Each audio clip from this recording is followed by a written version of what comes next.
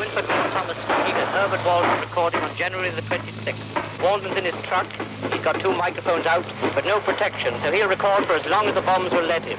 The German flares are burning, hanging almost motionless overhead in the night sky, and a shower of glittering silver lights coming down from them.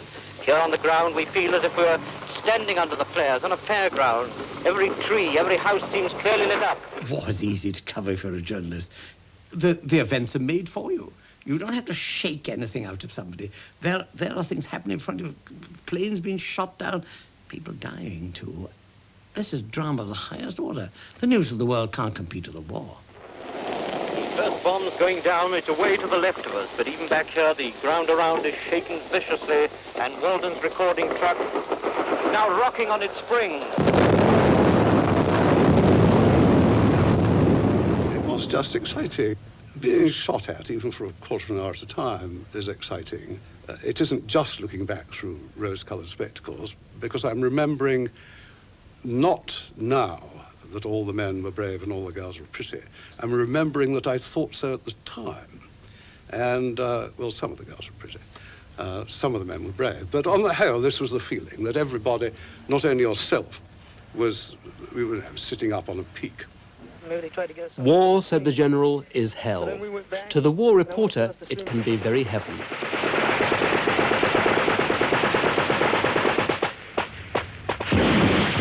It's the best story in the world because it's the biggest. Instant history and a chance to change it. Exhilarating expenses and the opportunity for a little diffident heroism.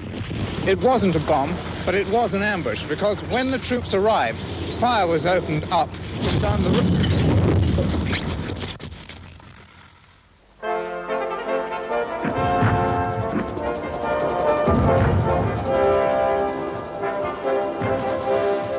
William Howard Russell, the Times man at the Crimean War, was the father of war journalism, the miserable parent of a luckless tribe, as he put it.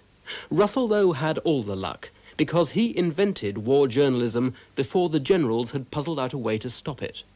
Russell's reports of the Crimea's disorganization and heroic disasters reached the London Times by steam packet within 20 days. It took 23 days before the first Falklands battle pictures reached British television screens. Russell reported the blunders and bungles of his war, and his reporting brought down the government. His colleague, Edwin Godkin, exulted. War journalism, he wrote, had brought home to the War Office that the public have something to say about the conduct of wars. They're not the concern exclusively of sovereigns and statesmen. But in the decades that followed the Crimea, the right Fleet Street had bestowed upon itself to give the public an independent voice in wartime was furiously resisted by the sovereigns, the statesmen, the soldiers, and their spokesmen. If war reporting traces its descent from Russell, the parallel art of news manipulation in wartime owes its inspiration to General Sir Frederick Roberts. In 1878, Roberts was fighting a rather indifferent campaign in an obscure part of the world, Afghanistan.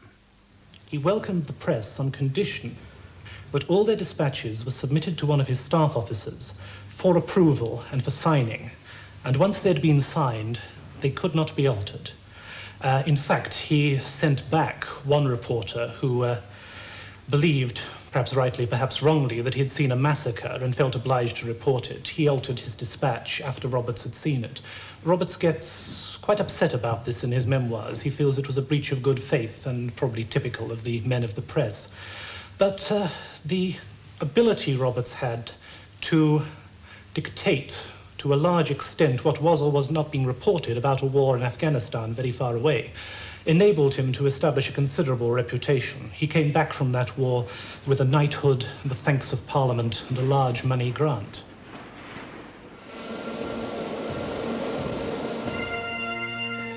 But it was Roberts' skill in getting the press to puff his career through the Boer War that landed him the top job of all. The press corps, including the young Winston Churchill, who was at times capable of writing splendid eyewitness stuff about triumphs he hadn't actually seen, helped make Roberts the darling of the public, the hero of the hour, and Commander-in-Chief of the British Army. Russell, by now living out his twilight days in Dover, protested in vain about his gullible and sycophantic colleagues. He'd seen the craft he'd created enter the 20th century in a corrupted and irretrievably compromised form, as the mere chronicling of the power of generals and the glory of war.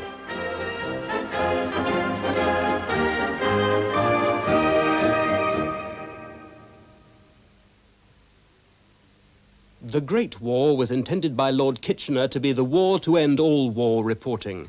Press, the new war minister growled, there isn't going to be any damned press till this business is over. He was backed by the young First Lord of the Admiralty. A warship in action has no room for a journalist, said Winston Churchill. But mass mobilization created a mass appetite for war news, and wars sell papers. So the press lords forced Kitchener to send this small group of 6 accredited correspondents to the Western Front. They were billeted in chateaux and hotels at a discreet and comfortable distance from the actual fighting. After breakfast, there would be a briefing. Then they'd be taken to look at appropriate parts of the trenches, demurely chaperoned by senior officers. At tea time, they would come back and prepare their elegant copy for submission to the censor. The aim of the war correspondence was to write material as fast as possible, in as finished a manner as possible, but also, because of the speed necessary to get it back for their deadlines for the newspapers, they would also attempt to write dispatches which would get past the censor. And I think that they fitted very easily into this situation because the censor, the British Army, if you like, became their editor. The correspondents were courtiers in the Palace of War. When King George himself came to visit the front line, the gentlemen of the press, already flattered by their elevation to the squirearchy of the officers' mess, toured with him. Journalism, socially a rather suspect pursuit, basked in its ennoblement. The War Office had, in selecting them, made sure they'd know how to behave. These secret reports show the sort of qualities that were required of World War I's correspondents. July the 1st, 1916, was a day perhaps for being indiscreet. After pounding the German lines for 6 days and nights, the army would burst out over the top and roll the enemy back to the sea. It was to be the first day of the Battle of the Somme, and for the journalists, a day to rise early. They stood on the top of their hill 4.5 miles from the front in a beetroot field on a summer day, with larks singing overhead, with the Daily Mail war correspondent who'd been Lord Northcliffe's nature correspondent chasing butterflies. Unfortunately, when the attack went forward at 7:30, mist, the early morning mist, still obscured the whole of the front that could be seen from the war correspondent's hill. And all that they knew of this dreadful attack that went forward was a deepening roar, which was the increasing bombardment, and what they described as a rushing sound, which was the hail of machine gun fire and rifle fire, which came as the troops went over the top. But apart from that, they couldn't see anything. By midday, the mist had cleared, but there was nothing to be seen because 20,000 British soldiers were dead, and the ones that weren't dead had crawled back to the British trenches.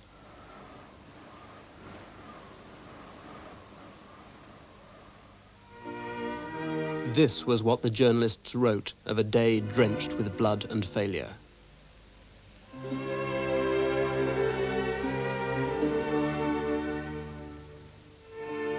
The press didn't only fail to tell the truth, it told a greater lie to itself. Unflinchingly, the correspondents swallowed the hasty revaluation of the campaign offered later that day by the General Staff. This was now not a decisive battle, but the beginning of a war of attrition, and for a first day, the attrition had gone really rather well. It was to go on for years.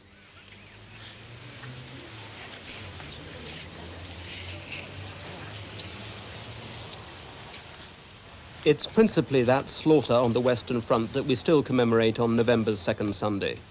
Bradford threw its share of heroes into that good day for England. 2 Old Pals regiments, got up from men who lived in the same streets and worked in the same factories, were cut to ribbons that morning on the Somme. The soldiering public did not, as Godkin had prophesied, have their say in the conduct of that war, because the journalists who were there, and what else were they there for, balked at telling them the truth. But the truth was there in the papers for all to see. The syndicated columns on the first page of the Bradford local paper told the expedient official lie. But on page 2, page 3, page 4, the endless casualty lists told a different story.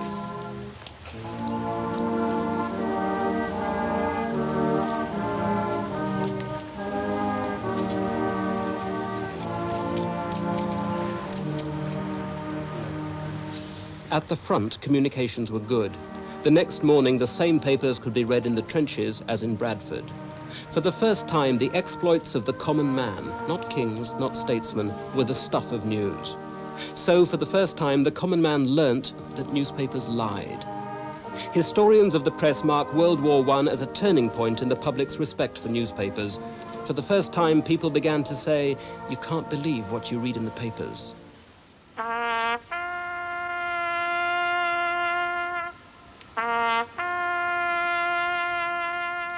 Truth is traditionally war's first casualty. At the Somme, no bugles sounded for journalism, but journalism was among the fallen.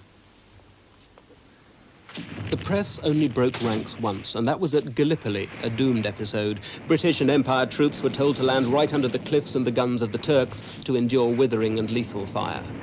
An Australian journalist, Keith Murdoch, father of the present owner of the Times and the Sun, sniffed a good scandal and reported the disaster to the cabinet. It was largely due to Murdoch's reporting that the campaign was mercifully aborted. Murdoch proved that the great war journalists could break censorship, provided they had the will to put the public interest before the national interest. There is no example amongst the official correspondence, apart from this single episode, of any attempt to strike, to withdraw their services, which were helping the government a great deal. But could you have blown the whistle on military disasters on the Western Front without spreading alarm and despondency at home?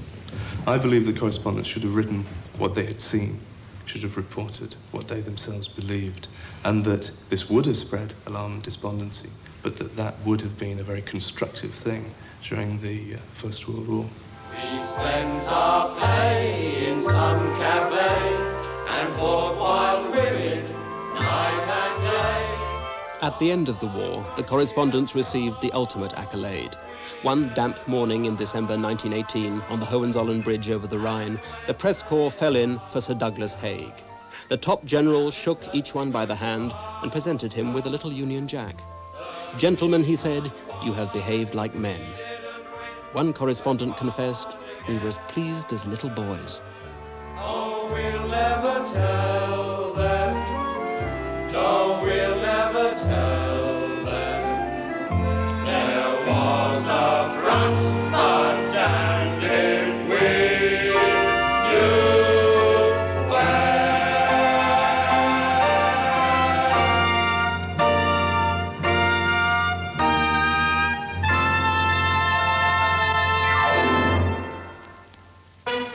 Between the wars, thanks largely to the success of the newsreel, popular journalism flourished.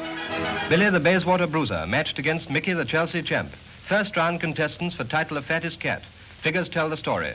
Billy 22 pounds 12 ounces, Mickey 23 pounds 12 ounces. Mickey wins. Journalism was now no longer a job for gentlemen. It was for eager newshounds like O.D. Gallagher of the Daily Express.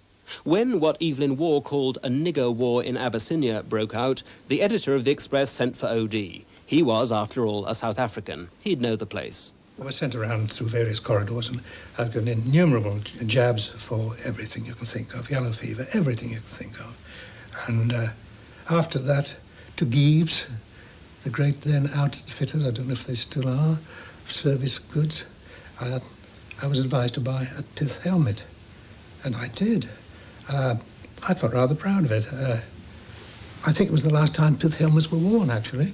Gun, bought a gun, a shotgun, and odds and ends like that. Evelyn Waugh was much more sophisticated. If I could just mention him in passing, he did a very good job. He went straight to Faulkner and Mason, and the stocks of stuff he brought out to Abyssinia.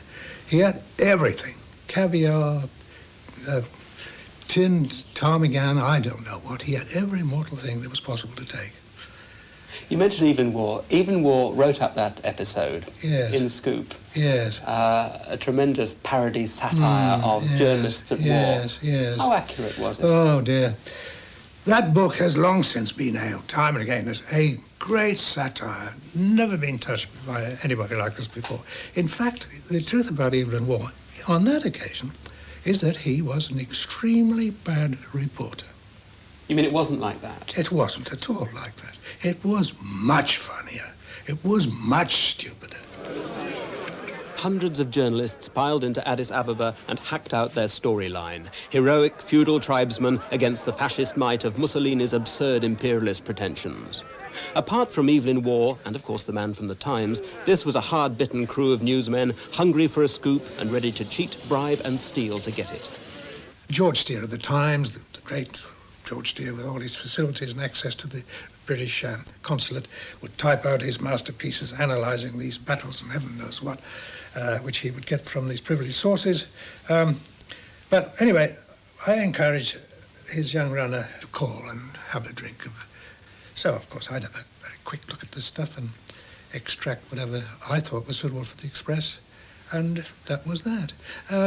Didn't extract a great deal because his messages to the Times were so infernally long and complicated, analysing battle after battle, and Express readers, I don't think, would have cared a hoot about them.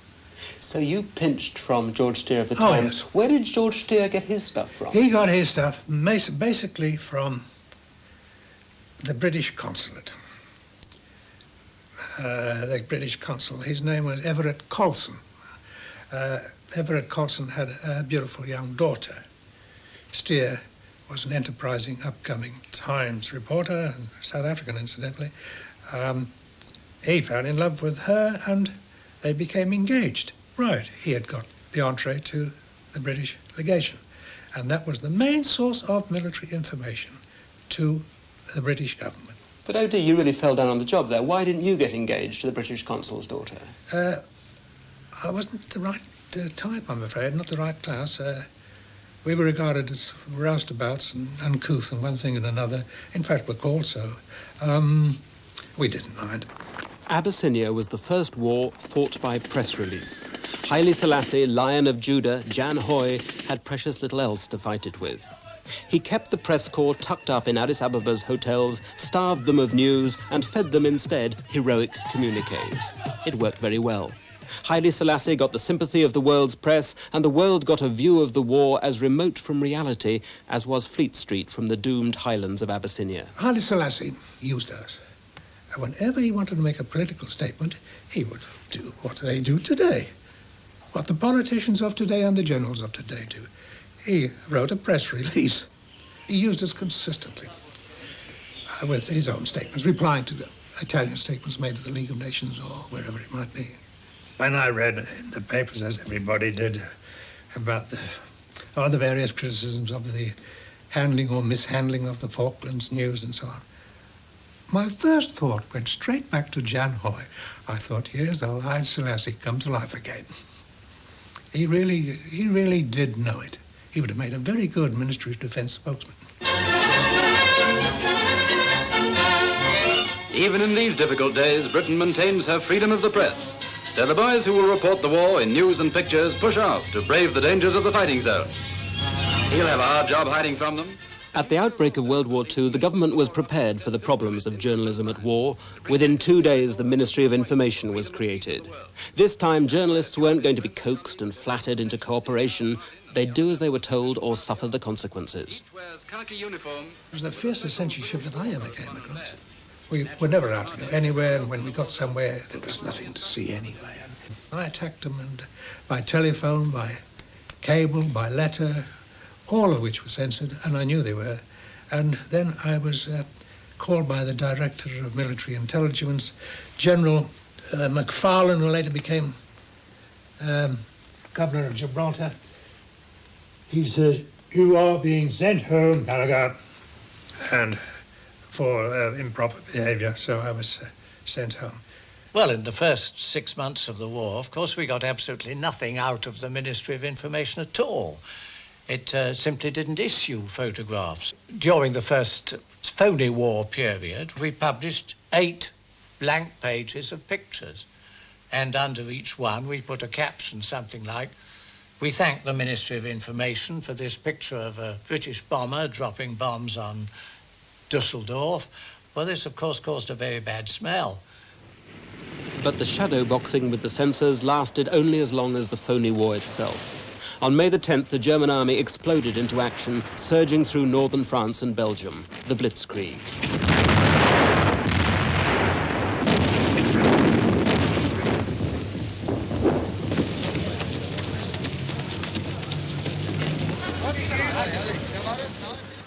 Within a fortnight, the British army had fallen back to the coast and the journalists were back in London. The War Secretary, Anthony Eden, gave orders for a secret evacuation. The French, still hoping for a joint Allied counterattack, aren't informed, nor is the British public. There's a news blackout on all but the blandest communiques. On May the 28th, General Mason MacFarlane, O.D. Gallagher's old enemy, summoned the war correspondents to a secret meeting at the Berkeley Hotel in London. As Director of Military Intelligence, he told the press assembled in an upstairs room how bad the news was and what was now their duty. "I'm afraid there's going to be a considerable shock for the British public," he said. "It's your duty to act as shock absorbers." By then, the Dunkirk evacuation had been underway for 2 days. MacFarlane sent the journalists down to Dover. They met a badly defeated and demoralised army. But what they saw was not what they reported. I wasn't at Dunkirk, but I went down to see the troops coming back. And some troops came back in a shocking state. Morale had gone to ribbons, throwing their rifles away on the railway line between Dover and London, saying the buggers will be here tomorrow. And but other troops arriving with their boots clean and their faces shaved and all the rest of it. Well, obviously, the censor wouldn't have let you say that people were throwing their rifles away. The press absorbed the national shock by seizing on the only positive angle to the Dunkirk story, the miracle of the evacuation. There was no mention of the defeat that had made the evacuation necessary. This film of a barefoot and bedraggled army struggling home wasn't shown. The British public, it was felt, couldn't take it. What they got instead, complete with stirring music, was this. While these men live and breathe, Britain is safe. The enemy will never pass.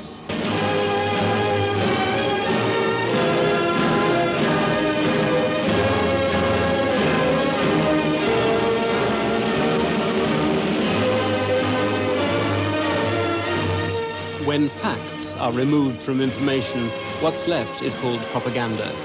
The government saw it as a necessary evil, and the newsmen agreed. In Britain's darkest hour, the press now saw its duty defined with a dazzling clarity. I happened to have a dinner, meet at a private dinner party, Anthony Eden, who was then the Minister of War. And he told me, with facts and figures, just what the state of the military resources of the country was. We had indeed got men back from Dunkirk, but they were men who'd come back without tanks, without armoured carriers, mainly without rifles even. And it was going to take a very long time before they could be made into a real fighting force.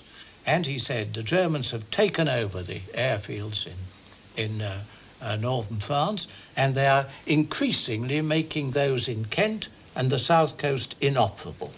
He said they now have control of the air within 30 miles of London, and if they should get control of the air over London, we're finished. In this moment, I realised that my task as an editor in this situation is not to tell the British people the truth.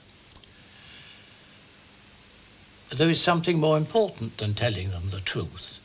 I felt most profoundly that it would come right in the end. But the truth in 1940 was the situation is hopeless. Right. But I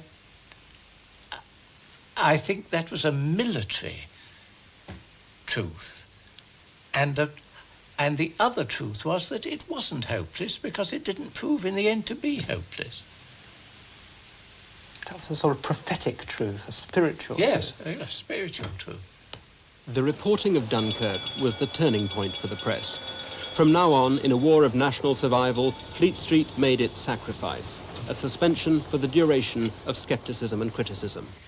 The newsreels couldn't show scenes like this of troops guarding a bombed-out store because the implication that they were needed to prevent looting destroyed the official image of Londoners united by Hitler's Blitz. This sequence of the death throes of HMS Barham in 1941 couldn't be shown for reasons that, if they weren't obvious at the outset of the war, were, to the press, starkly obvious now. In the Second World War, what were war correspondents for? Well, I think war correspondents were really basically to project to the public the official view of what was happening at the front or at sea or in the air. The idea that the job of the correspondent was actually to report in detail the truth of the matter wasn't the point of the thing at all. So how inaccurate a picture did the public get during the war about the war? Well, in detail, they got an extremely inaccurate picture. I mean, they really weren't made aware of the fact, for example, that in the army we really lacked equipment to fight a modern war at all. The press is compromised in time of war by the need to maintain morale at home, the need to deny the enemy comfortable news of your own side's discomfiture. But the press's failure to tell the truth about the bomber campaign went perhaps beyond the call of wartime duty.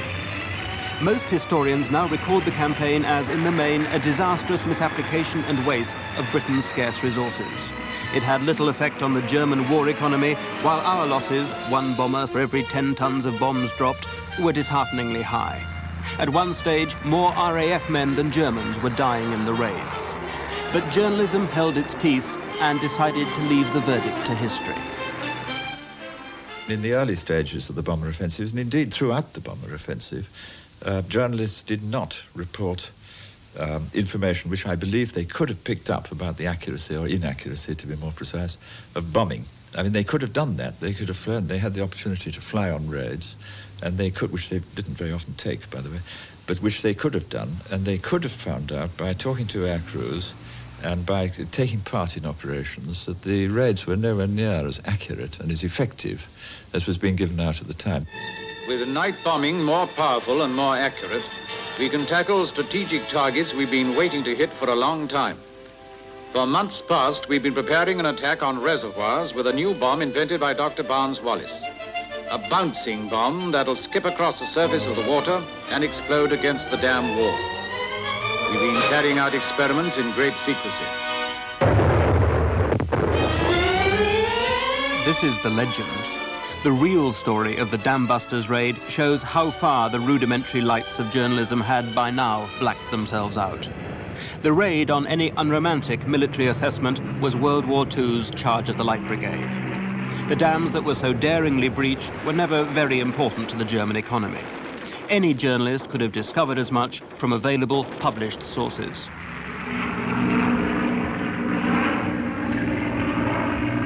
Our own Ministry of Economic Warfare knew it. They'd warned Bomber Command a month before the raid in a secret memorandum that this would be the case. It said the destruction of the dams would not necessarily have any large effect on the supply of industrial and household water in the Ruhr area. The raid shattered not just the dams, but also Britain's proudest bomber squadron. But the press never blinked. They didn't, like Dunkirk, simply put the best face on failure. They manufactured a triumph and a myth. Well, there was certainly no myth about the heroism involved. I think it was probably one of the bravest and most skillful operations ever mounted by Bomber Command. The myth, which indeed was created instantaneously and has been recreated many times by movies and journalism and long articles in the Sunday Express, is that it did immense damage to the German war economy. I think you could argue, on the contrary, it did more damage to Britain than to Germany, because the effective loss of 617 Squadron as a fighting unit, which is certainly the best squadron in Bomber Command at that time, perhaps ever, was immensely more damaging to Britain than the minor inconvenience the Germans suffered from flooding in the parts of the Ruhr and parts of Kassel, and fairly trivial damage to some of their hydroelectric capacity. The survivors of 617 Squadron were decorated for their undoubted valour. It would have been a brave journalist who reported the true facts of the raid. But in war, are journalists alone not expected to be brave? Any intelligent journalist at the time could have found out what the real value of the target was to Germany, and indeed, articles were published in the United States which were very well informed on what the dam was, what it did, whether or not it was important, and none of that was secret at all, or could have been kept secret. So that it would have been quite possible for journalists at the time, within a very few days of the announcement of the raid, to have asked the question, well, has this been worthwhile? Well, you see, I don't think a journalist in any particular position to do anything about bungles in war, except say they're bungles. And it's really very difficult to say what is a bungle, because on these very large-scale operations, you don't succeed by taking a series of brilliantly correct decisions. You succeed through making fewer bungles and making bungles in less decisive areas than your opponents do. But war is a highly inefficient business. It always has been, and I'm quite sure it always will be. However little effect the raid had on Germany, didn't the episode, as reported, give a tremendous boost to morale at home? And after all, morale is part of the war effort. None of the planning documents justify the thing in that terms. They don't say that exposing our best single squadron to an annihilating risk would be worth it in terms of publicity for our own side. And if anyone had written it in those terms, he'd have been laughed out of court at once. Bomber Harris would have said, I won't touch it. I don't think they should have published it, because if they had done, that would have diminished the confidence of the country, which was beginning to shake a bit in 42, 43, in the whole idea of a bomber offensive, and therefore it would presumably have been discontinued. What would we have done with that effort, which we had invested? And if we had discontinued it, we'd have lost the advantages which Bomber Command gave the war effort in the last 18 months of the war, which was certainly decisive. It may or may not be dangerous to admit that your own side isn't very competent, but there you come down to the difference between totalitarian societies and open societies. The predication of our society is that criticism is necessary in order to clean up our act, to get us acting better. You can't suddenly switch partway through the argument to the arguments that apply to a totalitarian society. You don't think war changes that? No. For the duration? No, I don't believe it does. And the temptation to believe it does is immensely dangerous. One mustn't, in some senses, go wholly overboard. Throughout the war, our press remained more honest and more independent than the German press or the Soviet press. There was criticism. Our difficulty is one of degree, that because of the overmastering desire that everybody had to defeat the Nazis, we slipped too much towards allowing the newspapers to be a sort of propaganda adjunct of the government. It became part of the military, part of the ongoing effort. And you can't do that. Journalists are there to report and to criticize, and they're not there to make the government look good, even in wartime. Since you guys got the fuel, I'm going to work a little bit longer and see if I can pick something better. Vietnam, the first major war of the century to be fought in the candid light of an uncensored press, and a war, it said, that the press lost for America. Vietnam's correspondents were the 60s generation, young, well-educated, liberal. It didn't necessarily make them better journalists nor worse patriots. During the operation, 53 enemy were killed. 856 suspects were detained. U.S. casualties were 9 killed, 46 wounded, of whom... But Vietnam's reporters were skeptical, especially of military claims. In peacetime, skepticism is always held to be a healthy virtue, and they didn't see why that should change simply because they were covering the nation's most important story. For the first time, nightly television news made it possible to show a public back home what sort of war was being fought with their sons and in their name. The 1st platoon reported that the hill was secure. Then the full enemy strength poured down on the paratroopers from the trees, from the surrounding ground. The paratroopers were in a battle to prevent their own annihilation. Most of the earlier reporting of Vietnam was guardedly neutral, but this neutrality was itself confusing to a public who were used to having the plot of television drama explained to them, wanted to be told what was happening. In World War II, no one knew what was actually going on, but at least they knew what the war was for. In Vietnam, the opposite was true. Day after day, the public saw and read the news, but no one understood the story.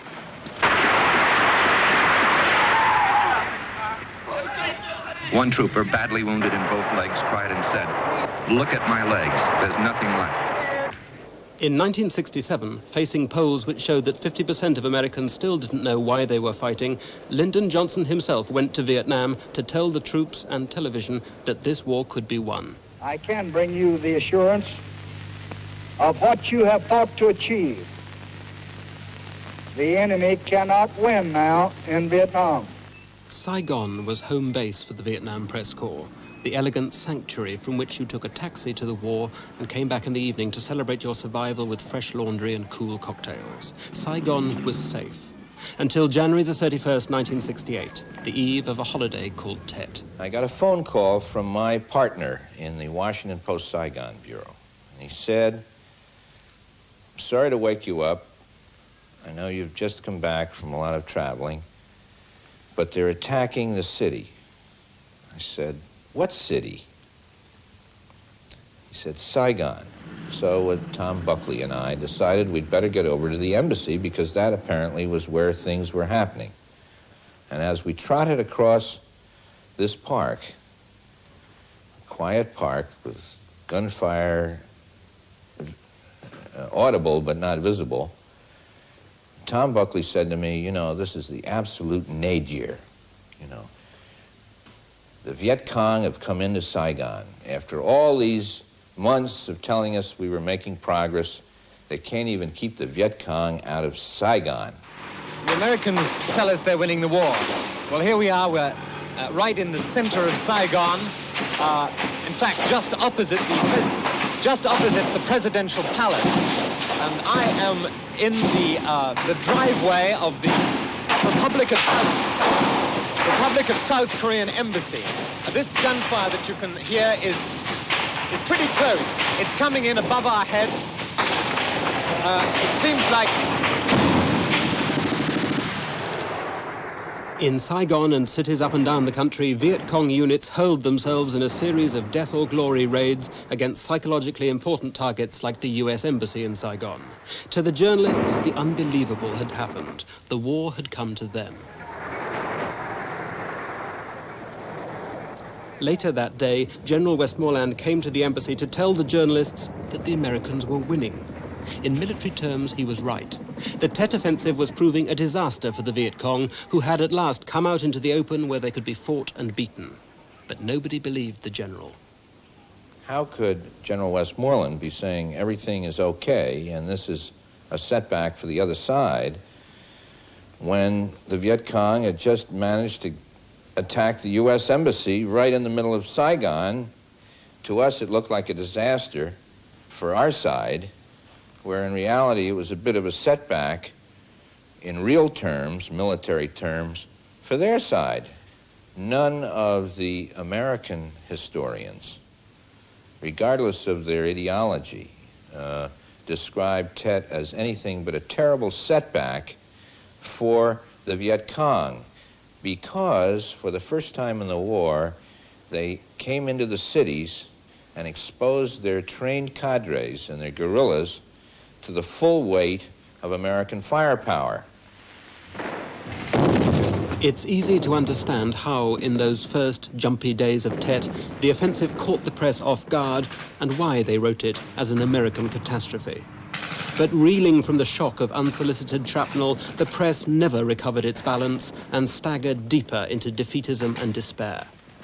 Viet Cong appeared to be in every alleyway. According to some reports, there were about 1,000 Viet Cong in this area of Saigon. Sniper fire is still coming from some buildings around the American officers' quarters, just across the street from the Joint Chiefs of Command.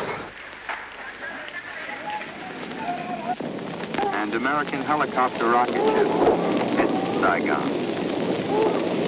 This was another solid psychological victory for the Viet Cong.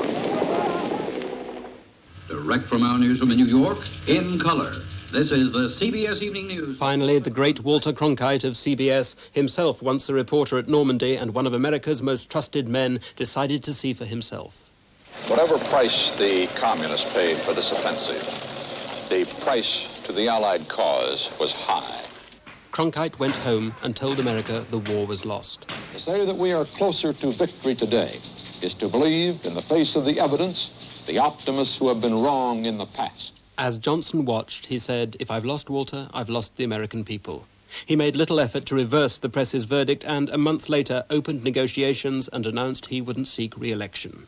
Cronkite, like Russell in the Crimea, brought down a government. But was he wrong? He was wrong. And to the extent that he changed the tone of debate in Washington, he did the public a disservice, as do all journalists when they're wrong. So, on your analysis, Vietnam isn't an argument for censorship in time of war, but for better journalism guided by stronger and more decisive leadership. I mean, you're not saying that the press lost the war, are you? No. I think the roots lie deeper. The press does not lose wars. That burden falls on statesmen. And they'll always lose their wars if they believe what's in the papers. A war leader has to rally both the public and the press itself and tell them what the story is. The political leader has to be a news editor because the news media, by and large, do not have a kind of independent intellectual judgment of their own. They react to events. They're supposed to react to events. We don't want them getting too intellectual. But for the system to work in a democracy, the president or the political leader has to take charge and say what he thinks the story is. And as events last year showed, the press responds respectfully to the war leader as editor-in-chief. In South Georgia, God save the Queen. What happens next, Mr. Nott? Thank you very much. What's your Just reaction, rejoice at that news and congratulate our forces and the Marines.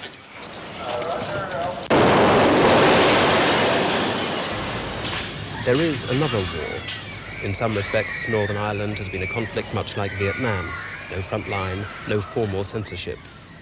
But over the last few years, it's become much less a soldier's war, much more one of image-making, perceptions, propaganda. It's a battle for hearts and minds, and not just for those in Northern Ireland. In the United States, for instance, it's for the hearts, minds, and cash of 40 million Irish Americans. American television crews are frequent visitors to Belfast. They talk to the IRA, to the Army, to the police, to Stormont. This war of words has many tactics, and there's nearly always an information officer just out of shot for guidance. People don't understand what the Provisional IRA really are. They feel that they are a romantic group of freedom fighters. They are monsters who are prepared to do the most appalling things. Okay? It takes an American camera crew to flout the gentleman's convention and show the making and breaking of image. Maybe to emphasise the problems or why the modern IRA man is in, e.g. the profiteering which goes on, the protection rackets which are run, and that they actually are making money for themselves. What one wants to say, I believe, so is they're not in it for the patriotism, for the old patriotism. Why are they in it? And the answer is because they make a hell of a lot of money themselves. They are not like other terrorist organizations around the world. They have yet to show that they are prepared to die for Ireland. But journalists can surely see the truth through the image, the press officers and the propaganda.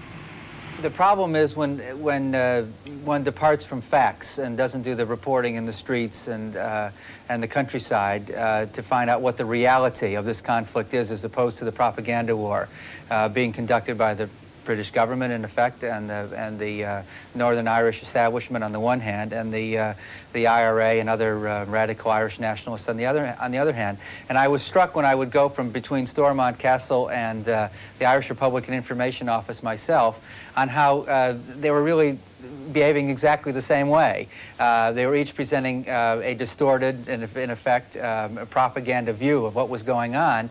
And if your reporting is limited to that, as so much of the British reporting was, and at times even the foreign reporting was too, until we were forced by facts to dig deeper, is that you're only presenting these two propaganda views of the war, of the struggle between the two sides, as opposed to what was going on in reality.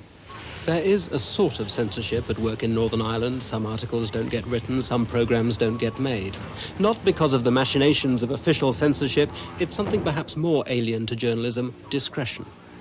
I don't think that the British system works by overt censorship any more than British politics works by open confrontation.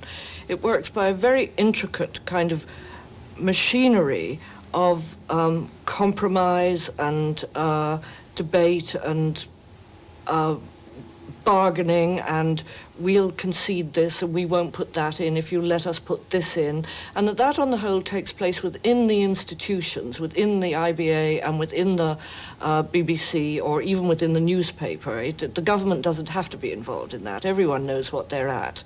And what that means in turn is that the journalist is always thinking about that instead of thinking about the story. And perhaps this is a fact of life. It's essential. It is a war situation. But the journalist is always thinking about how much can I get away with? And no, we won't talk about that because that is going to drive the hierarchy mad at the BBC. We won't even suggest it, but we will put that in and we might get away with it. Or on the contrary, we will suggest that and then they'll be so appalled by that that when we fall back to this position, which is what we really want, we'll get it on without much problem. And that one is constantly thinking about those considerations in getting Northern Ireland onto television, rather than perhaps thinking a great deal more about getting the facts and the analysis and the information to the public. There are great differences in the way in which we report Northern Ireland. There are unwritten rules and legal restrictions which are imposed on the reporting of no other conflict anywhere in the world. And they exist, and regrettably so, for a very obvious reason. Northern Ireland is part of the United Kingdom. The state is therefore involved in the conflict, and the broadcasting institutions, however much they quite rightly guard their independence, are nevertheless part of the framework of the state, and that's where the problems arise, and that's where the pressures come from. For a start, the whole vocabulary of covering Northern Ireland, the semantics of political violence, if you like, are different. We use words in covering Northern Ireland that we probably wouldn't use in covering a war in El Salvador, the Palestinian guerrillas in the Middle East, ANC guerrillas in South Africa. The terminology is different. For example, I might choose to say, or I would choose to say, the assassination of Eri Neve. Now, my editor may say, no, not assassination, murder of Eri Neve. And I would give the reasons why I chose the word assassination, because to me, assassination implies a political motive. And however unpalatable it may be, there was a political motive involved in the assassination of Eri Neve. Now, if my editor insists on the word murder, saying that murder is the technical and legal term for unlawful killing, and that is the word that I must use, although I may compromise in the end and use the word killing or killed, nevertheless, I am bound to accept his judgment as my editor. And one does so in order to get the body of one's report, the analysis of the report. Because reporting Northern Ireland is not difficult. Analysing it is. To get the body of that report on the screen. In order to do so, those compromises, I believe, are inevitable for the greater good of the report. As the Falklands showed, in times of war, the soldiers and their spokesmen call the shots. The public interest comes down to what will satisfy the public's interest. Like food, in wartime, information is rationed, nationalised. It comes easier, perhaps, to the British press, already well accustomed to off-the-record lobby guidance, but foreign journalists, unused to British ways, rebelled against the restricted briefings sometimes held by the Ministry of Defence. would keep these briefings a secret from us when they could. They got angry when, in fact, in one case, some of us were able to find out through diligent reporting that one of these briefings had been held by the defense minister himself, and that he had purposely planted certain false ideas with the British correspondents to try and mislead the Argentinians as to future British plans. We identified Mr. Knott as the briefer in our American reports, and we were complained to by the British correspondents for having done so. They were furious at us. It's this kind of not only acceptance, but avid support of this lobby system and what flows from it that makes, I think, censorship and acceptance of it in a situation like the Falklands, or acceptance of covering mostly propaganda from both sides in Northern Ireland, the rule in a lot of British news coverage.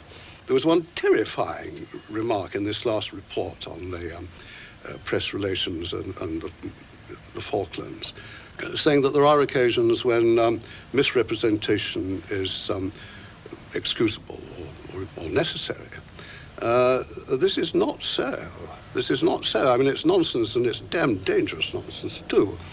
If the journalist is being specifically told that it's lies that he's being asked to tell, the journalist, if he's a good journalist, won't do it. In any case, even if he only learns afterwards, he will cease to trust the army. And as truth comes out in the end, witness suis, the public would cease to trust the press. So as the presses roar to their nightly conclusion, the first stirrings of another day begin. Soon, hurrying to work among the multitude of the cities or the solitudes of the country, men will revolve, each for himself, the news they have read. For each member of these millions depends, far more than he will ever realize, on the news. He depends on a free press, a press powerful enough to maintain its independence and defend its integrity. A press which will reveal what is hidden, avoid rumors and tell the facts. The press is his. The press is his servant. The press is his humble servant. The press belongs to him.